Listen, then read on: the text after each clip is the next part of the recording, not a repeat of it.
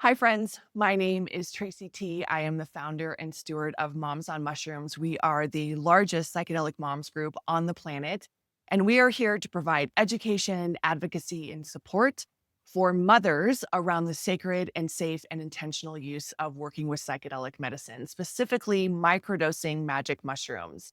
This is what we are here for. This is who we want to serve.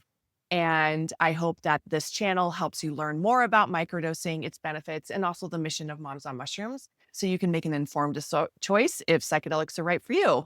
If you are already a seasoned psychonaut, then this video is absolutely for you as well.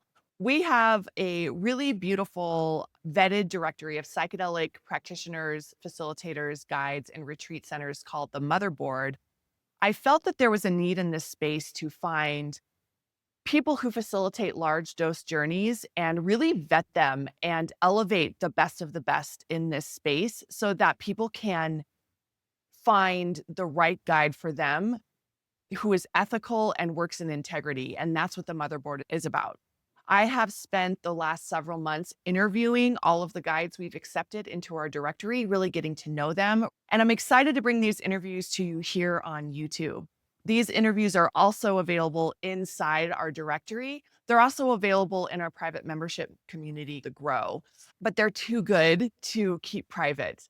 So these are very casual. We don't do a lot of or focus on a lot of high production value because our private membership community is very intimate, very lo-fi, and we just keep it real. But the nuts and the guts of these conversations are where the magic happens. So I'm really excited for you to enjoy these. Today, I am thrilled to introduce you to the brilliant, the luminous, the amazing Po Hung Yu. She is a healer, an energetic coach, a psychedelic guide, and you're going to learn how she integrates Taoism, energy work, and plant medicine to empower mothers and women, and especially high performing leaders who are mothers. In this video, you're going to learn about Po's origin story and her early influence from her magnetic family. We're going to talk about navigating emotional trauma and functional freeze and what that means for high performing leaders, what that means for mothers who are just giving and serving too much. We're going to go deeper into Taoism and how Po integrates that into plant medicine. We're going to talk about psychic abilities and how Po began to develop her psychic abilities and what it means to be psychic as a woman, what it means to find these gifts come online when you walk the spiritual and plant medicine path, and how developing your intuition is such a superhero power and we all have it. We're going to talk about leading with heart, embracing empathy, and leading differently than men do, leading as women were always meant to, and how it means to show up in that space as a female leader and how plant medicine can help. And we're also going to talk about the future of female leadership, something that I'm really drawn to and feel very passionate about as we have this shift in our collective space. Women are realizing that we don't have to lead in the same way men do. There's space for both types of leadership, but learning how to integrate that and roll it out into your sphere of influence is hard, and it's a learned skill. And Po has really honed in on how to empower women for that. So I think you're really going to learn a lot from this conversation. If you want to join the Motherboard or any of our other offerings, please just visit our website, momsonmushrooms.com. And I'll see you on the other side. So let's just dive in and walk us through your origin story. How did you get to this place where you're at right now, which is today in this very now moment is a very, very potent place for you. And maybe we'll tap into that a little bit later. How did you get here? Like most healers and guides, from my own personal experience, I now looking back, I realized when I was 8 years old, I knew that I was going to be a healer. The only two things I really liked playing at that age was CEO and witch. Um, so now, so now, I mean, this is my life, right? Um, but I went through a whole initiation process with trauma around my family in terms of, divorce and my family like falling apart in many ways. And then that led to, an unfolding that was full of sexual traumas from 13 to 16. And so all of this really was a deep, devastation point for me that led into decades, 2 decades of depression and anxiety and self-destruction. I even tried to commit suicide when I was 13. So there was a lot of darkness that I was tossed into, I guess, in a divine way, because I really, don't come from a perspective of victim consciousness, even though I was a victim in those experiences. I have done the inner work to process and alchemize the trauma that lived in my body. And I really, at this point of my process, have a gratitude for that journey because I'm able to hold people in the depths of their experiences, and I have a very intimate relationship with the nuances and subtleties of our inner world, in our mind, our body, and so I'm very grateful for that. But yeah, that's how it started, was from that. Also, my dad is my spiritual teacher. He's 93 now, and he used to be a Jesuit priest before he met my mom, and then he left the priesthood, and then he married my mother, and then he turned into a Taoist spiritual teacher. So he's my spiritual teacher. He's essentially a monk. He went from a priest to a monk. And then, like I said, they got divorced, and when I was around 12 or so, and my mom got remarried to my stepfather, who was a grandmaster of martial arts and qigong and tai chi and kung fu, as well as a Chinese medicine doctor. So I was raised with amazing energy workers. And my mom, I like to joke that she was just a badass, woman, businesswoman, running things. But my dad teaching me about the laws of energy starting as a young child.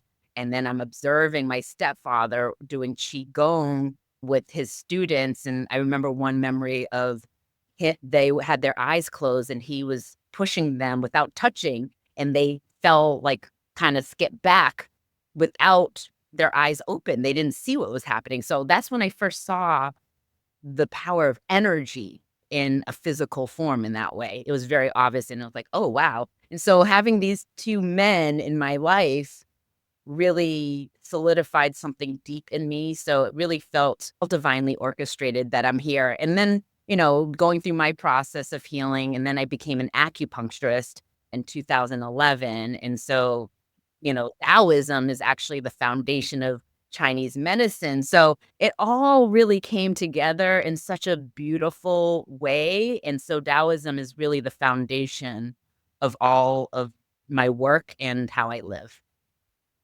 Wow. And then how does Taoism integrate with medicine work? Because we don't traditionally think of plant medicines and entheogens. I at least don't in the Taoist culture, even in Buddhism, but in traditional Chinese medicine, even, it's plant-based, but not necessarily psychedelic based. So how did you weave that in? And or is that just your special magic? Well, when I think about Taoism, it's really about flow, right? Like, so the yin and the yang energy and the symbolism, they're one, they work together in union. And so when we think about energetics of masculine and feminine, it really is about the tapping into each energy and how it can support us in our day-to-day life in this moment. For example, like as a facilitator, I tap into my deep levels of surrender and presence and receptivity and acceptance, right? All of that energy that I've cultivated around yin supports me to facilitate. And then, as well as the yang, I'm able to hold the container and that structure and that safety. So, that's one of the ways that we can use it as a facilitator. That's beautiful. And how did you with all of that? Because I think I remember speaking to you and you thought you should go the traditional Chinese medicine route, but it just wasn't really your full cup of tea. So how did you fall into plant medicine and know that like that was your path? I love this question because after acupuncture school, I continued to do herbs. I wanted to study herbs because my stepfather actually really inspired me even more to become a healer. And I took a year of herbs and I was like, I don't like actually like this is not for me. Like I love Chinese herbs. I was raised taking them. I actually never went to a Western doctor. Like I was taken care of by Chinese medicine. So I felt like a deep loyalty to it and thought, well, that was my path, but it actually wasn't. And so, but I've always been very connected to the earth and plants, and I even a flower essence practitioner. Ooh. So I've done all kinds of training with medicine, like plant medicine, but I never thought I would facilitate psychedelic plant medicine, even though my first experience, I did a little bit recreational, but like I had a couple ayahuasca journeys in 2013. And so even though I had been immersed in psychedelics and had life-changing experiences with psychedelics, I never saw myself as a facilitator of it. Yeah. And actually, when I was called, in my first, mushroom deep dive with my facilitator, my healer, I was resistant. And so, my ego was coming up saying, "No, it's not for you," because I had a judgment about, um and I think essentially a fear of coming out to be that person, to be like, "I'm a medicine woman. I am doing this kind of work," because I also was aware of how the majority of people had judgments of it, but also my own judgments of how some people facilitated where they didn't prioritize preparation and integration. And so I didn't want to be, put into that same box of those facilitators. And of course, that's not all facilitators, but I had my own ego judgments around that. And so I had to really let that go and do the work around that. And then I surrendered. I said, okay, I'm meant to do this work. And it makes sense now because I was called to do work with plant medicine and I'm a magical being since I was a witch since 8 years old. And Oh so my it all gosh. came together. And what did your dad and what did your whole family, what did they say when you did come out? Well, my mom and my stepfather had already passed, so my dad, is very supportive. I tell him about my own personal journeys with psychedelics and facilitating it. He's super proud of me.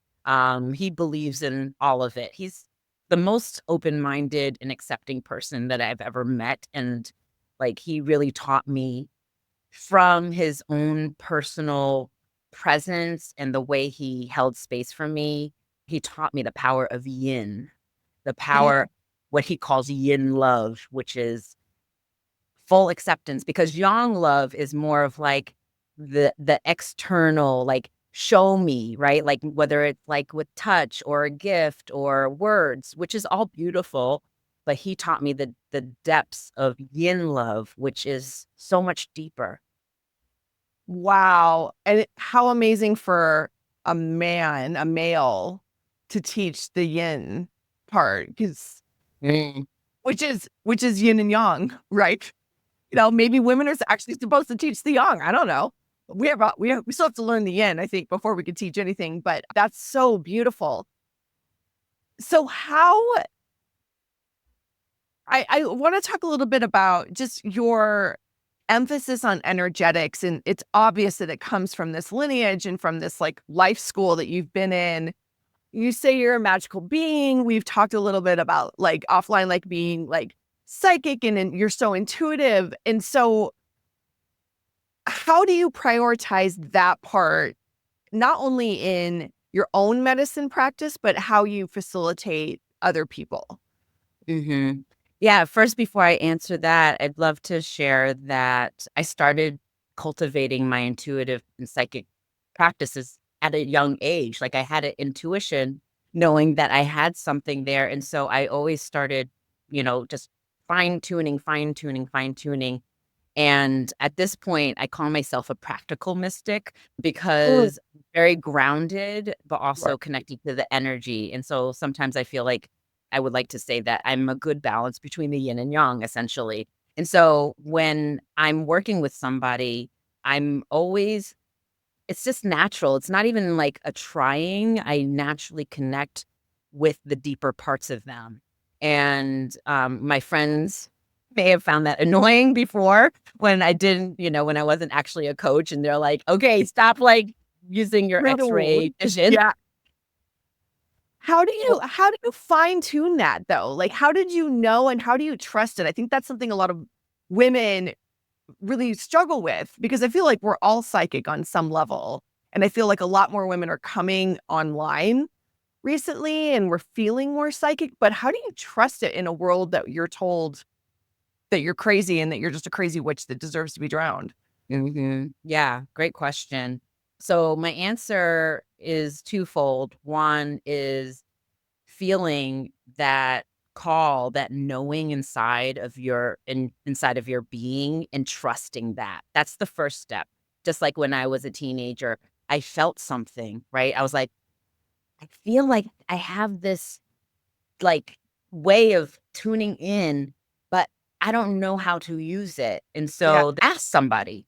Oh, I like say, like one time I had this thought about an ex-boyfriend I had, and I sensed his ancestors. And so I just texted him and said, hey, I just had this sense about you. And, totally, if it doesn't resonate, let me know. But just curious, like, is there anything coming up for you around any loved ones that have crossed over? And he said, that's so weird, actually, blah, blah, blah, blah, blah. Mhm. So, over many years of always inquiring about my intuitive hits, I get to learn and discern what the voices are. What does it sound like inside of me? Because it's different for everybody. How does it feel in my body? Right. So I started creating a Yeah. internal catalog of, oh, this is when this happens, or this is just my ego or my own thoughts. So you start to really get that clarity. And over time, especially since I've been working with, patients as an acupuncturist and, I'm a coach and a healer. And now I'm always now just speaking it just comes like a clear channel, and I get constant feedback Yeah. from my clients of, yeah, actually. So the more you just build confidence, you build more and more confidence as you do the work. Do mushrooms make you more psychic? Yeah, I would say so. So what I have found, so a lot of the women that I work with, and I mean, I don't know the numbers, but I think statistically it's really high. Women are in functional freeze. I would say people in general. I don't, have you heard of the term functional freeze? It's why moms on mushrooms exists. Oh, yes. Okay. Sadly, yes. So I don't wanna laugh about it, but yes, yeah. But why don't you just describe it so people listening so we're just clarifying and we're on the right page, yeah. Mhm. So it was my own personal experience. So, and I see so many women that I work with who are leaders, CEOs, founders, entrepreneurs. They are really successful, or, they're just like really good at what they do. And they're just so ambitious. And of course, functional freeze can show up in different ways, but this is how I've seen it in my coaching clients. And so they're able to do all the things they can do and create, but guess what? And so a lot of times when people are in functional freeze, they feel numb. They distract themselves from being in their body. They're afraid to feel their emotions, or they feel disconnected from their emotions. They feel disconnected from their body. There's a lot of disconnect, right? There's the like I said, the incongruent misalignment, because the outside looks perfect, but the inside feels very different. And so I find that microdosing and mushrooms, or, deep dives, both macro and micro, it helps to thaw the frozenness. And so when I work with my clients, we're actively doing this work of softening, which is the yin work, right? And so with the practices, with the coaching, with the mushrooms, we're thawing and softening. And guess what? The more that you soften, you are opening, I'm getting chills, but you are opening up a channel of connection, What? not only to your wise woman, right, which is Mm. living in your body, but also like, so basically the sky and the earth, right? You create this line No, that I'm goes, getting, yes. yeah, I'm it's like literally like constant Whoop. chills right now. But like you're creating this line from above and below straight through your body. And then, yes, you have that access. And that's like, it's magical. Yes. But it's not unattainable. Like it's not like high on a mountain, you know, 60 days of ceremony, in a cave. It's all inside us.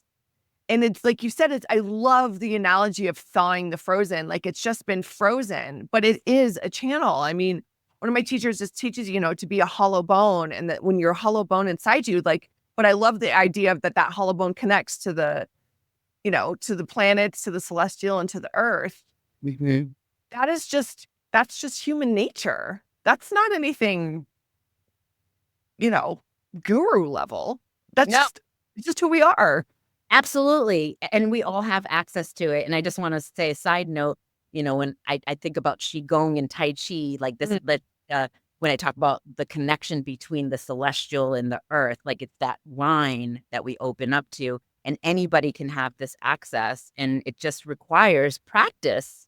That's all it Mm. is, the bottom line. And I know this as a woman who suffered for most of my life, creating suffering in my mind. By the way, I distinguish in my own world of teaching. I I I differentiate pain from suffering. And pain is more of like the raw emotions like that need to be felt and moved, the energy that needs to be moved there.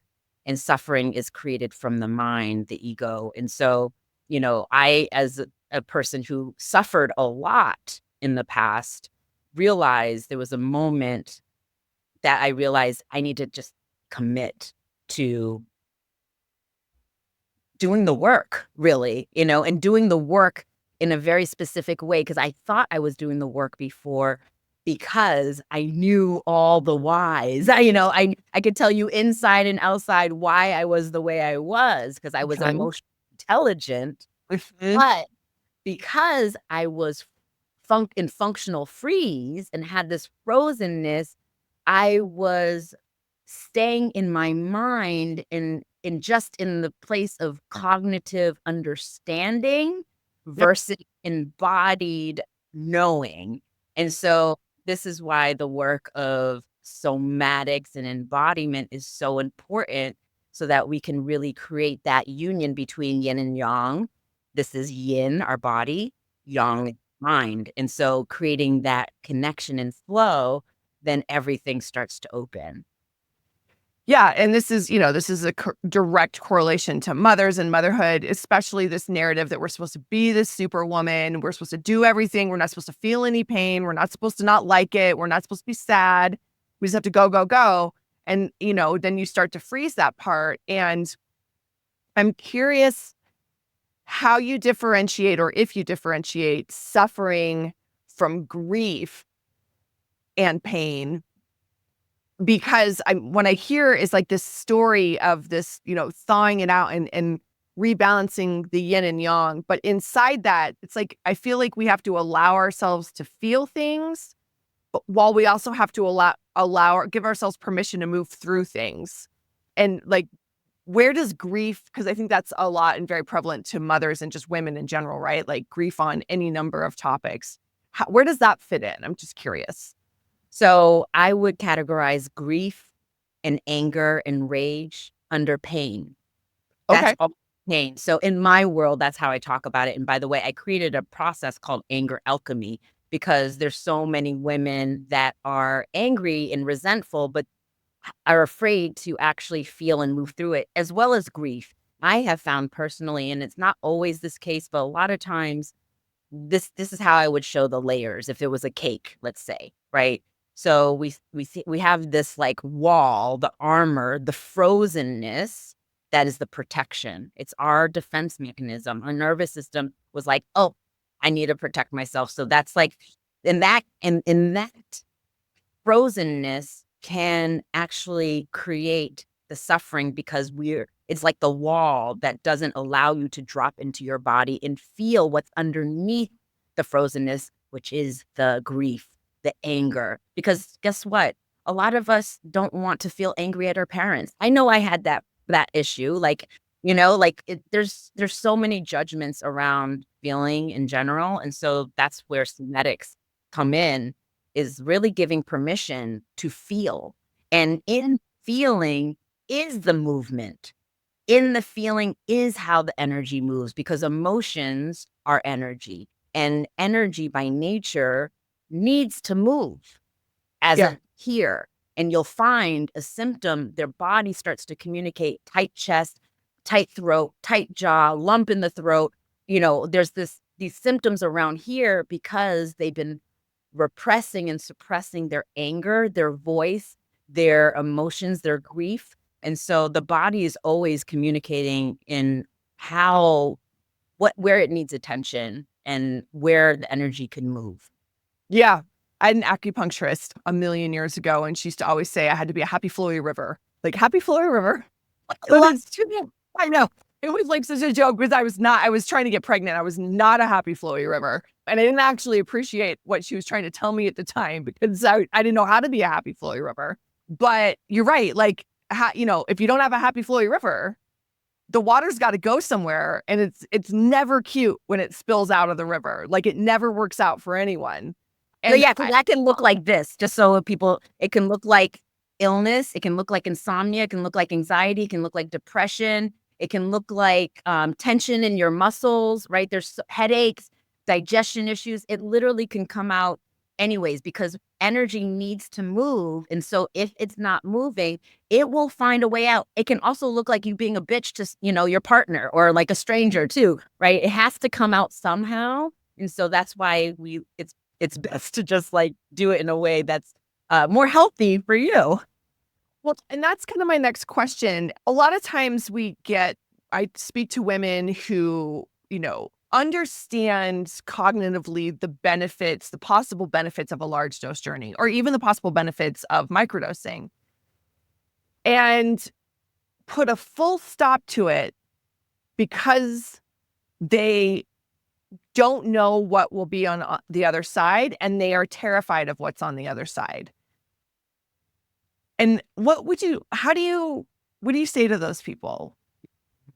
Yeah, I hear that all the time too. And I understand because the unknown, which is the yin, by the way, because that's like the earth. Like, and if you think about the earth, it's dark, it's damp, but it's fertile soil and it's Mhm. where we cultivate our power. But the unknown space can be so scary. And I say to them that, one, how are you doing in the suffering, like in your current state, right? Like that's one part of it. Like Sure. it's reality. It's like, are you a lot of us, and me too, I had to hit certain walls and bottoms in order for me to actually be motivated to do something differently and to go into those unknown spaces.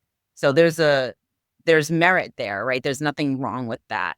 And then I would also say that with microdosing, you can ease into it because a lot of my work, which is based on yin, is the 1%. I use the 1% rule like religiously in my work with my clients. And I have found that that has shifted them in such massive ways because so many women, moms, entrepreneurs, C-suite, whatever, they put so much pressure on themselves, right? And so, and there's perfectionism and there's people pleasing. And so, what if you could just lean in 1%? And so, 1% could be, okay, maybe just try one microdosing dose and see. You don't have to commit to the whole process. So, really, depending on where they Brilliant. are, meeting them where they are, and also letting them know again, like microdosing, you don't feel high, and we could always reduce the dose if you feel like it's bringing up more emotions than you feel like you're ready for. And then I also say the mushrooms are so wise. They are intelligent Sure. medicine. They know what it is that you need. And so we get to develop a relationship with the medicine in a way that we can journey with it, whether microdosing and macrodosing. And I find that mushrooms, uh, there's a relationship around consent too, right? Like, yes, if you have Yeah. this major dose, like it's less so, but there's a conversation that you can have with the mushrooms. And so, I say all these different levels, and also I say you can always stop, like you Yeah. can open if with microdosing, you can always stop. And also, I think the microdosing and the prep work is so important. I make it a requirement. I know not everybody does that, but that has been a mandatory for me with working with clients is the prep and integration afterwards, because it's important for me to help them prepare so that they can surrender in the deep dive, because that's going to be the most effective and supportive for them. Yeah, girl, I'm completely in alignment with that. I mean, I get flack for it sometimes, but I do think, especially for the Western woman, the pathway to a large dose, to a, I don't need to say positive, but a positive, net positive, large dose experience. I think we absolutely have to microdose prior to it because we have to create a relationship with the medicine. We have no context in this world that we're in right now. We were not raised around it. We don't even understand ceremony.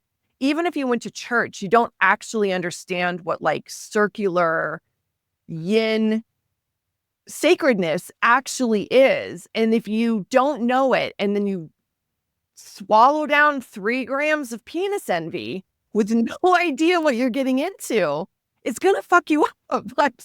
Like, it's going to be really destabilizing. And while you were talking, I was just thinking, because a lot of what I hear is like, I can't go there. If I start screaming, I'm not going to stop. Like, there's so much anger, there's so much sadness. It's never going to stop.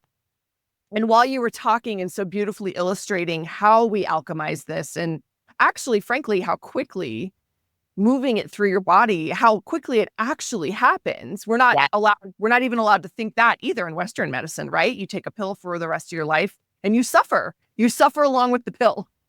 And I actually, I don't know anyone. I'm thinking through everyone I know in the medicine space and in the psychedelic space who's worked with this medicine. I don't know anyone who's had a journey where they tapped into and addressed their rage, sadness, fear, grief, all the negative, lower, emotions on the scale, and like never came out of it. It actually isn't true. Yep. You always pass through it. Always. Always. Oh my gosh, always. And even because, like I said, I have a modality called anger alchemy. So, even without the medicine, it's like people are scared to even lean into that. Yeah. And I have found is that it honestly doesn't last that long when we surrender. When we surrender, it just moves through. It's the resistance of it that actually creates a lot of like this tension. But if we just open and let it come, then it doesn't actually take as long as what we would think. Oh, yeah, it's like what we tell our kids, right? Like, you got to go to the doctor, the dentist, or something, and the lead up and the fear around it is way worse than the actual event. Way worse. And then it feels so much better afterwards. They're like, oh, and guess what? Like, and I always ask them, was that as scary as what you thought it would be? They're like, no, it was nothing like I thought it would be. And because they had created that story in their mind, Yeah. and they feel so much lighter, and everything Yeah. starts changing inside of them. And they actually are be able to get more regulated in their nervous system because they're not holding all of this energy in their body, like, because it really is a containment. So many people are containing and pushing all of it down. So Yeah. imagine, but that's what they're scared of. I've been holding it in. It's going to be explosive. I'm going to lose control, or I'm never Right. going to come back, or And something like. that's the irony. Like, you're already damming the happy flowy river. Like, the bad thing, whatever it is that you're thinking is going to happen, is actually happening right now. The only Yes. thing that's gonna, your only thing you're gonna feel better afterwards is like, like, I'm flowing again. Relief. Relief, Yes. total relief. Even if it's, yeah. I'm curious to I love how you work. You do work with a lot of leaders and C-suite and working women, high performing women. And it's not something I talk about a lot in Mom even though I'm a third generation entrepreneur and a recovering type A and definitely resonate with that woman, it's like that's a lot of my work to do in this life is to unlearn the yang and or learn it correctly and lead with my yin. So what are the changes that you do see when someone at that level opens herself up to healing and to plant medicine and to the thawing? Is the world ready for that kind of leader? And does she get fired? I hope not. Or does she take her company to like a level that like no one's talking about?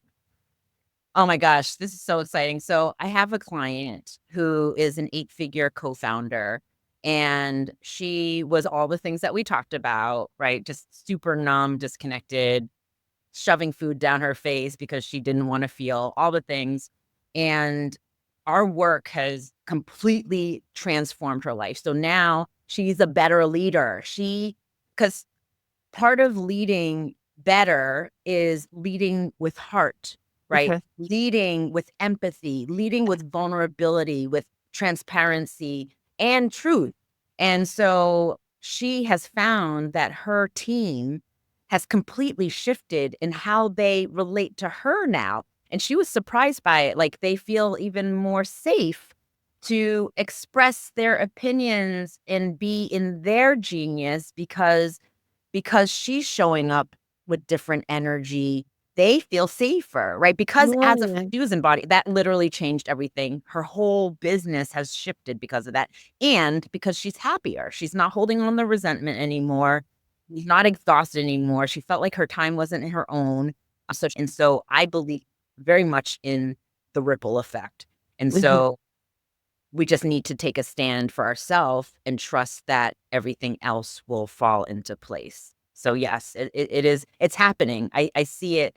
So many people, like, I don't know if you saw the New York Times article about like C-suites, doing psychedelics now for leadership. Yeah, that's my next question. Do you think it's happening with men? Do you actually think it's happening with men?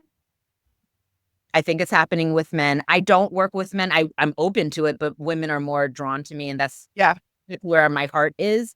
But there are men who are doing this psychedelic work and knowing that leadership isn't just about a skill, right? It's about your character, essentially. And that's how true leadership is. It really doesn't matter, what you can do. It's like how you feel and how you connect and how open you are and how Right. much you actually, like trust your team and allow them to be themselves and appreciate them. So I have seen that, but I definitely think that more women are open to this deeper work just from my own experience without, doing the work Well, with.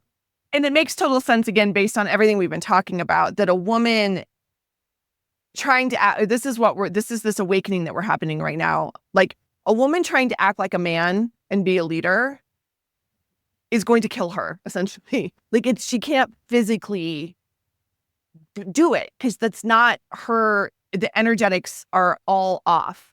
So trying to force something and do the hustle and the forcing and it's not who we are. And so we're learning that that's not sustainable at all and that it's causing all these problems that you've illustrated. But also that there's a place at the top, which I've been struggling with the idea of hierarchy versus like circular leadership. My husband and I go round and round about it.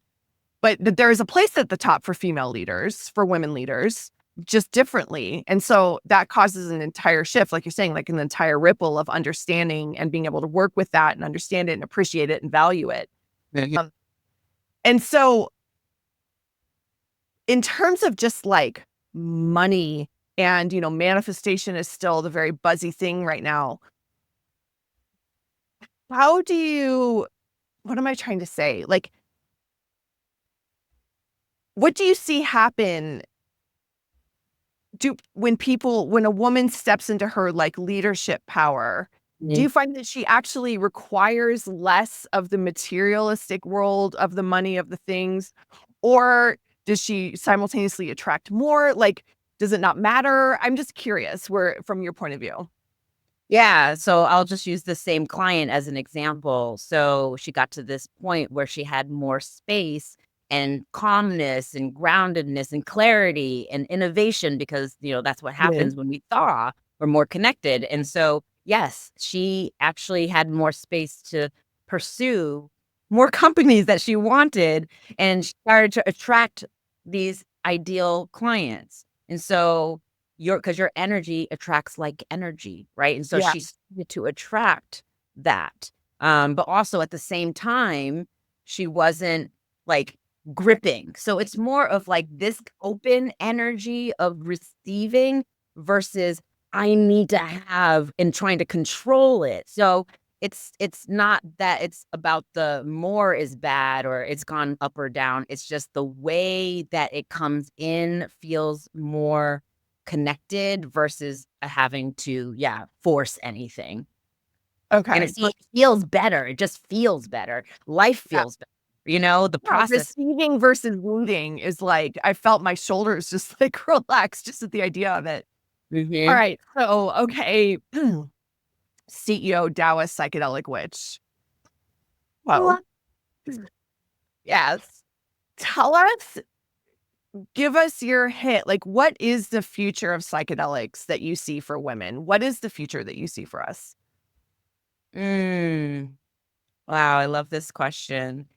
I see a deepening of I mean, it's already happening, but I see how so many healers and guides are rising, and because and maybe you relate to this, and maybe people who are watching this will relate to this, but as a woman, we naturally want to give, right? We're wired to give and support.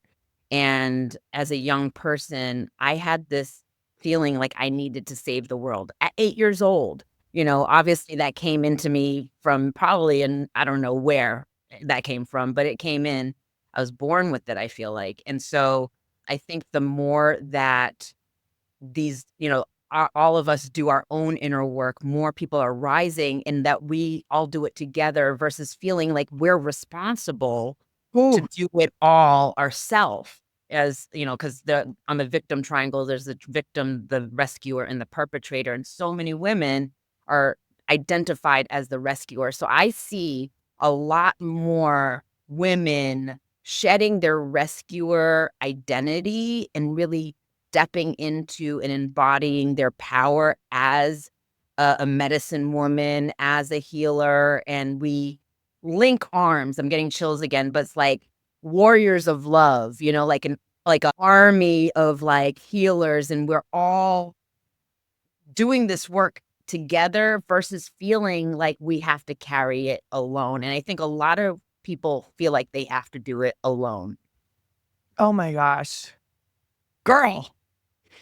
Yes, that is you nailed it. That's like I think that's what's been like in my heart that I haven't been able to enunciate that we don't have to do it alone and we are not responsible for saving the fucking world. Like For real. I mean, wouldn't podcast, but like, yeah, that we can just do it together. And that is that circle that I always see in my psychic mind. I see this circle and then, that's a strong shape, but it's also very fluid. And there's no one's alone in a circle. yes, but we have Even if you're in the middle, you're surrounded, Yeah, absolutely. win. I love that vision. I love that vision so much, and I really see that that's where we're headed to, that's where we're going, and that in itself is going to create massive ripple effects, because our energy, again, we talked about like the founder's energy trickles down into the business and the team, etc. The same for us doing the work, that's trickling out into so many aspects of the energetics of the culture and the collective. And the more that we can shed our rescuer, oh my goodness, like that is a Mm. whole nother level. That's a whole nother level. That's a Yes. whole nother level of healing. I gotta talk to my ego about that one. That's a good one. I need to really sit with that one That because has been a game changer for me. That has been such a big piece of my work in the last 15 years of shedding this rescue, and it's so sneaky. It comes up in all these subtle ways, And it's so powerful, every layer I release. Yeah. Yeah, it is sneaky. And some of it's, I don't, it's not even our fault. It's just how we're wired as a culture, that you're either one or the other. You can't be, I talk about both and a lot in the space. You can't be both and, but you can do. Mhm. And I'm just imagining like all these hearts thawing and then like all the water going back into the land. Like all of it's good, right? Like we're like watering our own soil, for the garden to grow around us. Like Oh my again, god, I love your visuals, Tracy. This like what you're talking about is regeneration, right? It's like it's yeah, composting, or it's all this cycle of giving and receiving, and it all is connected. There's no separation here. amen. Amen. So I have to go lay down. I love it. I love it. It's so good. And I'm really excited to see, all of this happening and be a part of it. Like I feel so grateful that I get to have my part in this puzzle and learn and connect with more people like you. No, it's the best job ever. It's like that's the fun part, that when that ego goes aside and the competition, you're just like, hell yeah, girl, it's, it's awesome. And especially just one last note, like there's such a piece around sisterhood wounds. And so I feel Oh, like there's so those two things together, right? Because before, the way we're wired, not only wired with rescuer, but also wired to be jealous or mhm. be competitive. And so when we start to heal these two parts, oh my goodness, a whole nother level. That's we why might I'm have to we might thinking, have to do another talk on this, on the sister wound. It's so complicated and nuanced, and I believe deeply it's in our DNA. Like we've been bred over generations to hate each other, yes. and or to fear each other, or whatever you want to call it. And it's so deep. And that is an unlearning that is necessary between women, between mothers and daughters, between girlfriends, all of it has to, it's got to go. Yeah. I would Woo! love to have that convo with you. Yeah, there's so much seeness here. Oh, I Yeah. know. There's so much more. Okay, we're just gonna do a series. I've been doing this because my crown chakra's been like buzzing the whole time. Like I do think I need to go lay down. Oh, Yes. I just lay down, put my head on dirt. I love this conversation. Thank you so much for having me. This has Oh my been God. fun. So fun. Thank you. Thank you so much. If you guys are interested in working with M.O.M, you can find all of her information in the motherboard. This is why we're doing this project, because this is what is out there in the world to help you. And this is who we need to focus on, because, yeah, that's just the way it is. So thank you so much for all your work and service and healing, and your journey is so beautiful to hear. So I'm excited to talk to you more. Hey, thank you for having me. Thank you. All right. Thank you.